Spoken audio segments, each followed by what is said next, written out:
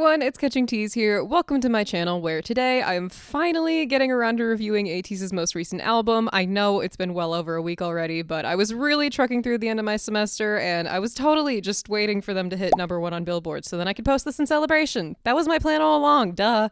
As always, these are just my initial opinions and are subject to change, blah blah blah. Let's get into it since this will be a big one. Get up. Get up. Get up. Okay, we're gonna start out with some overall thoughts first because there are a lot of comments that I have that branch across several songs and I don't want to end up repeating the same thing over and over. Also, I think it gives you a good idea of where I'm coming from and sort of where I stand with this album as I dig into things. My biggest complaint, Mr. Eden, my guy, please put the auto-tune down for future releases. You can let it rest now because I'm starting to get a little concerned. Like, it's distorting their vocal tones more and more with every release, and I'm worried that they're falling into the same trap that Hype did, where they overprocess the vocals to the point that you can't even tell who's singing. And that would be a shame because there are so many interesting vocal colors in Ateez. It hasn't reached that point yet, but I don't ever want to get near there, so please, you don't need to do it that much. Just their natural voices are plenty enough to carry a song. Honestly, that's pretty much my only gripe. I mean, some of the songs got a little chanty, but other parts of the songs more than made up for it, so it wasn't like they fell into a creative hole with it. So now the positives. First off, we got 39 minutes of music from them, with 12 tracks, which is astounding because how many groups anymore push 40 minutes with an album made of entirely new music? Like, that's unheard of anymore. Only 2 of the songs are under 3 minutes, and one of them is an interlude. The average song length is about 3.5 minutes, and I am so happy because everything just feels so fleshed out and complete. It's amazing, and it seriously deserves a round of applause considering the current state of albums in K-pop. But getting into the music itself, there is so much happening. I don't think I can even begin to count the number of genres they packed into this thing. They really wanted to try out new stuff here, and that attitude really extended to every aspect of this album. I don't think we've ever heard this amount of flexibility from the vocal line ever. I couldn't believe how different some of them sounded and how much each of them played with almost every aspect of their vocalization. Because I've come to expect it out of some of them, but I've never heard them push it this far, and certainly not with more than 1 or 2 of them at a time. Also, the rap line definitely popped off here. I don't know a ton about rapping, but I think these are some of the best flows we've seen out of them, and again, they did it across so many different styles, which is seriously impressive. The line distribution across the entire album was fantastic, not just in terms of who was singing the longest, but also in terms of who was singing where in the song and what types of lines they were given. This is the happiest I've ever been with a line distribution from Ateez, and it really changed the feel of the album for me. Like, it was noticeably different. I love that we finally got subunits from Ateez. I feel like it was long overdue, and they didn't disappoint. Funnily enough, I started out liking the second half of the album a lot more because of that, but somewhere along the way that flipped, and now I can't stop listening to most of the first half of the album, but now I'm getting ahead of myself, so let's get into the songs.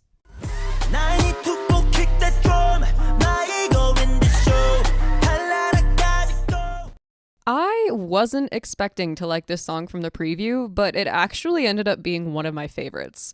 From first listen, I was like, I am very pleasantly surprised, and now it's fighting for the top spot on my list. It's a very strong start to the album, and it works as a really great tone setter and soundscape baseline for what's to come. If someone started this album without listening to the rest of the World Series or knowing anything about where their sound currently sits, I think We Know does a great job of putting you smack dab right into the heart of the world that it lives in. It fits in perfectly thematically, but it's very important for this song to establish that foundation because of how far some of the future songs are going to stretch from there. Consider it a springboard for the rest of the album. We Know actually reminded me a lot of the songs on Movement, but where Movement felt desperate and volatile, We Know sets the stage for something that's more sure of itself.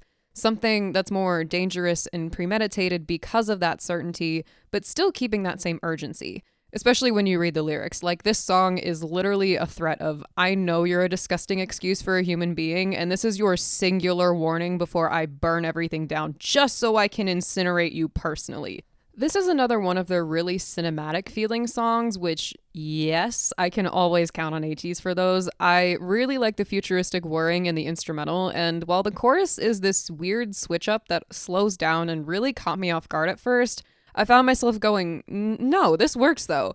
And I think that's because of how it builds into the second half. Which, speaking of building, holy wow, the last minute of this song is incredible. Everything from the bridge onward is in that exact sweet spot of what I didn't even know I was craving. I love Yunho's falsetto. Jongho's high notes feel like they have a real impact instead of just being there to be impressive, which has been an issue for them. I love how the instrumental pulls back at the start of the final chorus before exploding, and oh my god, that outro. Mingi and hongjoong brought the energy to really end the song with a bang.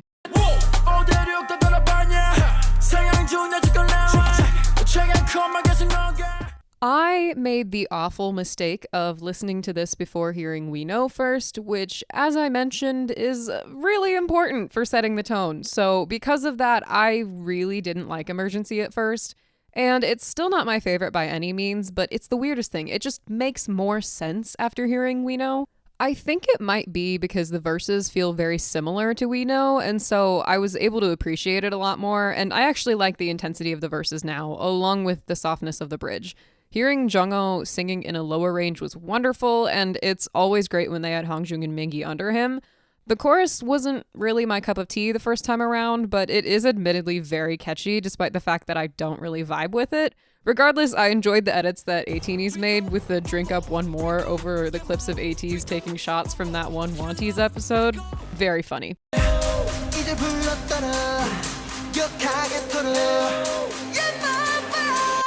So I was weak and caved when they performed Crazy Form on Mama before the official release, so this song has had a little longer to grow on me because, I'm not gonna lie, I thought it was underwhelming at first, and I think that's mainly because they teased the final chorus instrumental, so I was expecting that kind of energy all the way through when in reality the chorus is actually pretty minimalist for them. Like, it's literally just the drum beat, bass, and do-do-do-do-do-do-do-do. So it sort of fell flat at first for me, and I thought it was weak. But then the morning after the official release, I woke up and I kid you not, it was stuck in my head within the first 30 seconds of being conscious. I don't even know how, but I was even able to sing along to the entire chorus already. I am still genuinely baffled about that, so while I don't think it's one of their best titles, it's definitely a grower, and it managed to do in like 2 days what Bouncy took like 2 months to do for me. I love that they tried a really different style here with the Afrobeat influences, so it's very distinct from their other stuff. I find it interesting that they started with the full chorus because they don't normally do that, and usually that's done to prepare a listener for a more experimental or wild chorus, but they actually toned down their chorus, so I feel like they could have done a lot more there, especially with the instrumental. I wish that they had used the final chorus instrumental as the regular chorus instrumental because it would have brought a lot more energy. That instrumental was stuck in my head from the second that it was released, and I trust that they would have been able to figure out something more for the final chorus. I understand that they probably didn't want to make the chorus too overwhelming, but also the song is called Crazy Form, so like, come on, commit, don't get shy now. Hongjoong's rap here is amazing, the style and the attitude are great, and I think the Block B reference before the final chorus is a nice touch considering that Ateez is technically their junior group, which, if you didn't catch that, take a listen to Nalini Mambo here.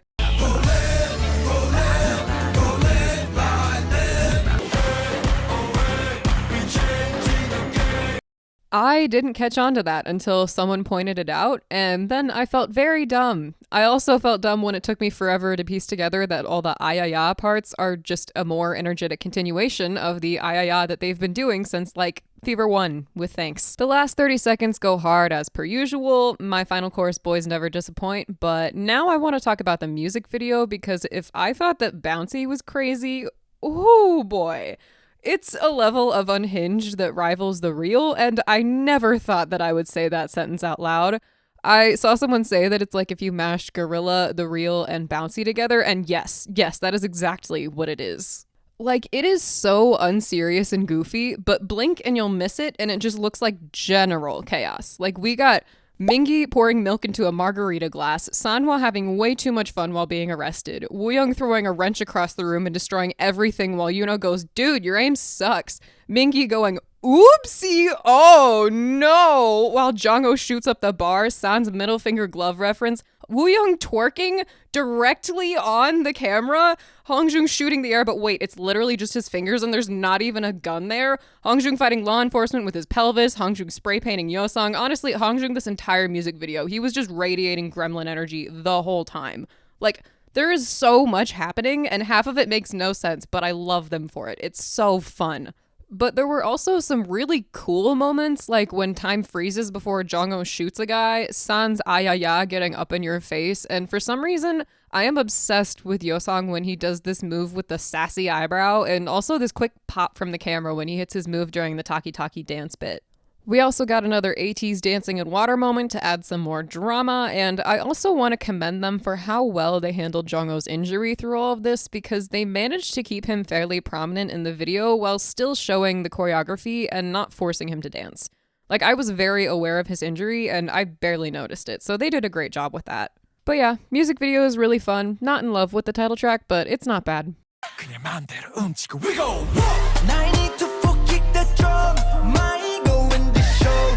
I'm gonna make the same exact joke as everyone else because I'm unoriginal and it's way too funny. Mi gente latino. They really went to Latin America and just discovered a whole new world out there, huh? I was looking forward to this one, but I was also wary about it, and I'm glad that I went in with that mindset because there were a lot of things in here that I wasn't expecting to hear, and there's a lot going on.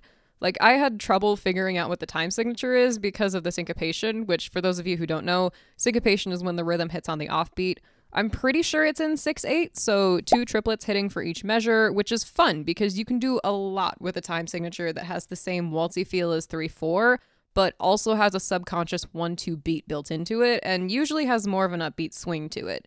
And Ateez really took advantage of that, assuming that I'm right and this is in fact in 6/8. If I'm wrong, ignore everything I'm saying. I was listening to Seonghwa's part in the first verse and thinking, wow, that's some crazy syncopation because it doesn't sound like he's singing on the beat.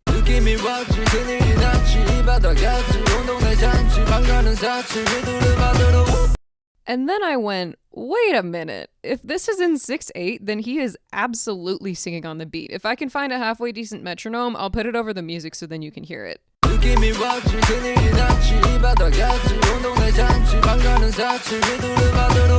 Maybe this is just me being ignorant because I don't listen to a whole lot of Latin music, but it's crazy how the instrumental plays with syncopation and basically gaslights you into thinking that the vocalists are what's offbeat when it is in fact the instrumental. And then on top of that, there's different sections where they lean more into the triplet beat of the 6/8 time signature, like yeosang's pre-chorus part, where you can clearly hear the 1, 2, 3, 4, 5, 6. But there are other sections where they lean into the slower 1/2 beats, such as Jongho's melody in the bridge, where it pulses at 1, 2. It's probably a lot more complicated than that, but that's about as far as my music knowledge goes. TLDR, this song is way more complex than you think it is, and I am not qualified enough to break down all the intricacies, but I have an appreciation for it. It does a great job of continuing the progression of the album by transitioning from the Afrobeat of Crazy Form to the Latin themes of ARRIBA.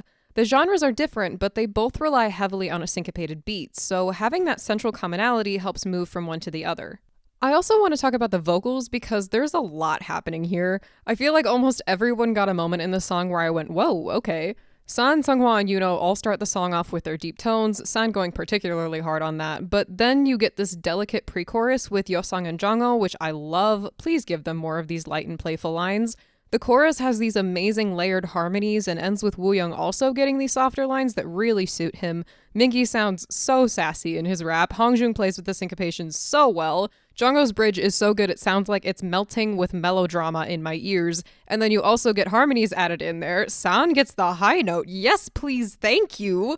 I am obsessed with his canta juntos. The only thing that I don't like is the skirt skirt skirt in the chorus. I find it kind of annoying, but honestly, everything else is so good that I don't even care. Fantastic B-side.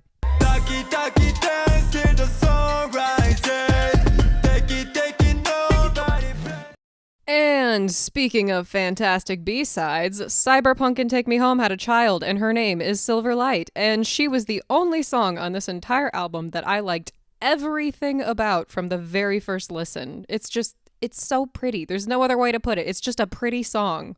It starts off with this slow crawl that you can feel is going to build into something more, which it does, and I love how fluid and even this distribution is because we hear every single vocalist belting on this chorus, and most of them on the lower post-chorus, which makes my brain go, ooh, for the vocal analysis series, because not only can you hear the difference between them, but also they're showcasing a ton of different ranges here. I mean, yeosang belting and that last chorus, hello. I also love San's soft voice slipping into his falsetto on the bridge, gorgeous, and hongjoong and mingi bouncing off of each other after that had me on the edge of my seat waiting for the final chorus to hit, which it did. I don't really have much more to say about it. Synthwave that sounds like it's sparkling plus banger vocals equals good song.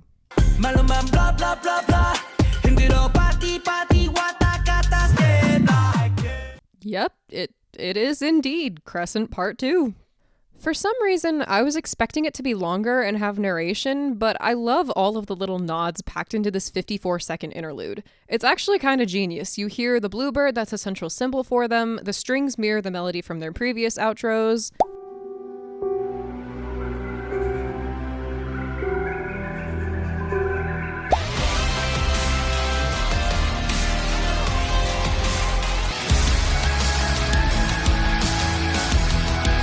There's a brief second where the dystopian sounds of car alarms from the futuristic Strickland fade into the sound of birds and waves, which not only could signal the transition between worlds and their lore, but definitely signals a shift in tone for the rest of the album.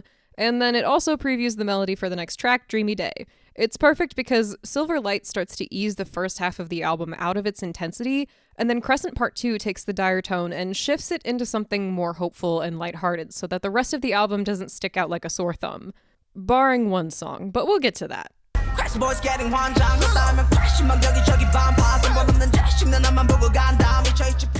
The first few seconds of instrumental for this song had me going, on first listen, because Crescent Part 2 has all of these long, slow, and soothing strings, and this one starts off all plucky and perky. Like, I immediately visualized some sort of scene from a lighthearted animated movie. The name is so fitting because listening to it is just like, This was another song where I liked it immediately, and I was really happy with the vocals. I loved getting to hear Wooyoung start the song, and I really liked Seonghwa's lines in verse 1. There's not really a lot going on. It's just a pleasant, chill, happy, feel-good song that I enjoyed because we haven't gotten anything like this from Ateez in a hot minute, so it leaves me feeling very content. I'm proud of hongjoong for this one, and I hope that he gets more opportunities to release his stuff like this.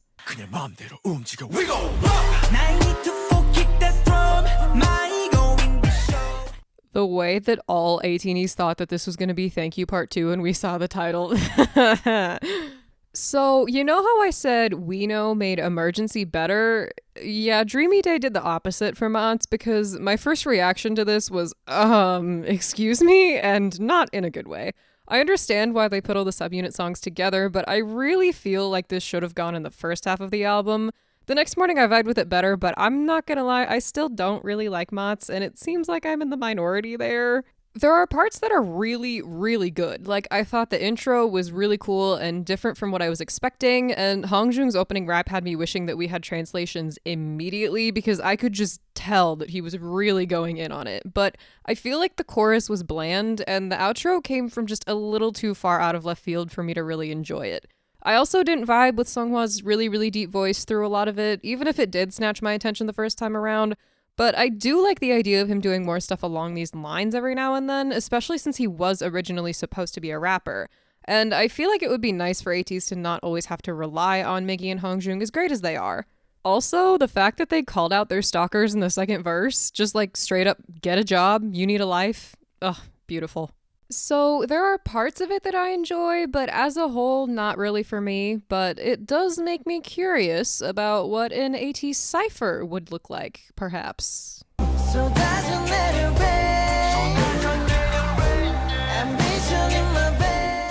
when I saw that this subunit was happening, you don't want to know how excited I was because all of their voices are so different. Like, the possibilities were endless, and I thought that this was going to be like a cute little best friend song. But then I listened to the instrumental preview and went, oh, it's going to be that type of song. Okay, never mind. Which honestly, it just makes me giggle thinking about the three of them sitting down in separate rooms going, what should I write about? And then all of them choosing intimacy, as they so tastefully put it, and it just happened to work out perfectly. San's falsetto throughout this entire song is so good and so fitting. I like that in this song he plays the role of the softest voice of the trio because that's not at all what I was expecting, but it really lets the other two take center stage for most of the song, which I think is really important considering how little we get to hear them, while still giving San a very distinct part that lets him shine. Which, speaking of the other two, I love that yeosang started the song and gets the entire first verse to himself, and that wooyoung gets the chorus, with the exception of the last one, because hello, high note. I literally didn't even process that it was him during my first listen, because we've just never heard him sing like that.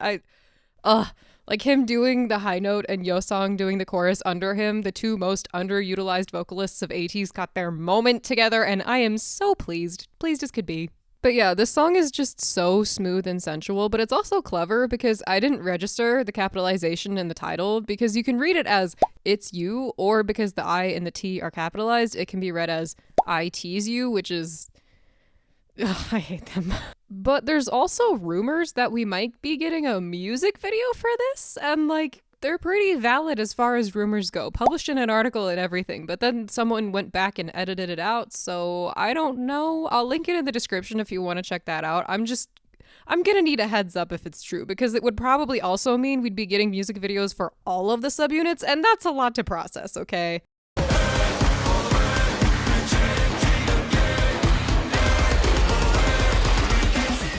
No thoughts, just vibes. That was pretty much my entire first impression of this song. I was kind of soft for it before it even released because, come on, best friends from pretty much childhood singing a song called Youth, it's gonna be cute. But it turns out that I can't trust these two either because the lyrics are depressing. Go figure, Mingi the emo boy over here.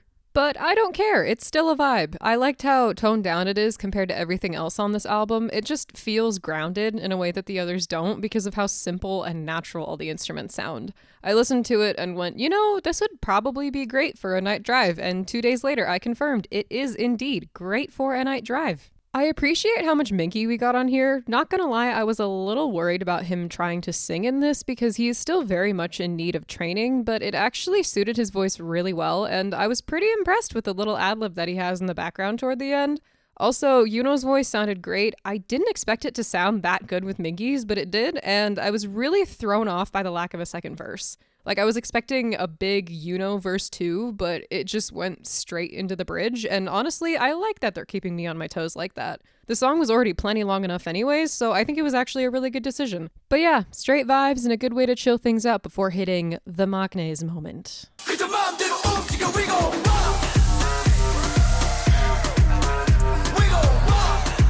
To all of the people who skipped this song after the first 5 seconds because it was quote-unquote boring, I hope you encounter several mild inconveniences over the next week. I will forever marvel over how Jongho, at the ripe age of like 23, has the ability to sound like his partner of 30 years just divorced him. I went into this expecting to cry, and I didn't, but that was mainly because I was just so impressed with his vocals that I was just in shock. No, but seriously, I am so glad that they gave him his own song, because as much as I would have loved a subunit song with yeosang or San, I feel like he needed a full song to himself to really show his full range as a vocalist and break out of the box that he usually gets shoved into in their group songs. It's just so nice to get to hear him sing softer and in a lower range and in a style that really suits him. Like, I got 20 seconds into this and I was like, this is already gorgeous. I also love how the song develops because the first chorus starts with his falsetto, which is really soft and pretty. The second chorus starts with a stronger belt, and then the last chorus is when he really goes for it.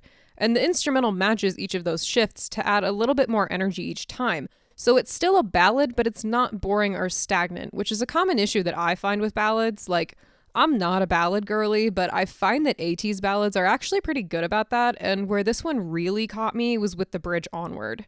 Because you know, I was so ready for that bridge, but then it caught me off guard with a key change going into it, and I was like, oh, okay, we're doing this, expecting like maybe one more key change at the end of the bridge, and then we'd be done.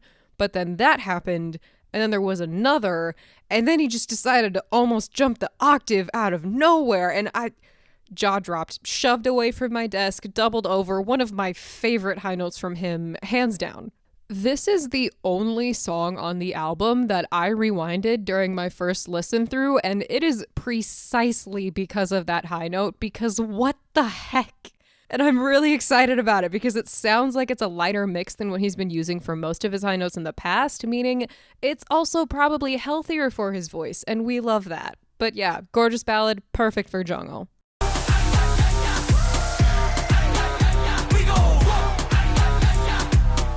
Who on earth does a 3-minute outro? And who out there is able to make me actively enjoy every second of said 3-minute outro? How? Like, I was stunned when it just kept going and I was genuinely invested the entire time. If you want to read my over-emotional reaction after my first listen, enjoy hunting for that singular frame. MATZ killed it with the narration again, as per usual. It feels like a very positive way to end the series, which is nice because it's been largely dark and intense in its themes, so it was nice to have some of those fluttery, nostalgic feelings. But at the same time, it feels very bittersweet. It's been over a week and I still get goosebumps listening to it, as well as the urge to cry, and I think if they use this as a goodbye song at their concerts, I definitely will cry. It's just very sentimental sounding, and that might just be me because it's the end of my first full series with Ateez, but they always manage to knock it out of the park with these outros. I have a love-hate relationship with it because I love it, but at the same time, on my second listen through the album, I was going, no, not already, when it started because I knew it meant that the album was over. But this outro has me very interested to see where they go from here because apparently they said that Will is the official last installment of the World Series, so now they'll be moving on to something entirely different, and I'll be waiting to see what they do with that blank slate. So finally, there it is, my review of William, as the fandom has affectionately dubbed the album. I've seen people saying that this is their best body of work so far, and with all due respect, no. No, in my opinion, absolutely not. It wasn't bad at all, and I think that this is probably the furthest I've seen them stretch creatively within a single release, while still keeping everything relatively cohesive, which is really impressive. But the auto-tune is just a little too intrusive for my taste, and I thought a lot of the songs were just barely lacking that special something. Like, some of them were almost there, but they were missing that one thing that would have had me on the floor first listen, unable to process literally anything else, like Halazia or Cyberpunk or Dune did. So it was good, but I don't think it tops a good few of their works, but that's just me, so if you disagree and think that it's the greatest thing since sliced bread, then good for you. Go ahead and stream it every hour of every day. I don't think I can rank all of the songs, but a handful of my favorites would be definitely We Know, Silverlight, ARRIBA, and then probably also It's You and Finn Will, which is wild because I almost never put intros, outros, interludes above actual full songs, but it kind of is a full song in its own right, and I don't know, it makes me emotional, okay? It's pretty. But that does it for this video. Thank you so much for watching. Let me know your thoughts on the album in the comments below. What were your favorites? Did you end up strongly disliking any of the songs? And if so, why? I'm interested to see if anyone has any hot takes like me not quite liking MATZ. Also, if you liked the video, please drop a like and subscribe to the channel as it really helps me out. Thanks again for watching, and I will talk to you all next time. Bye!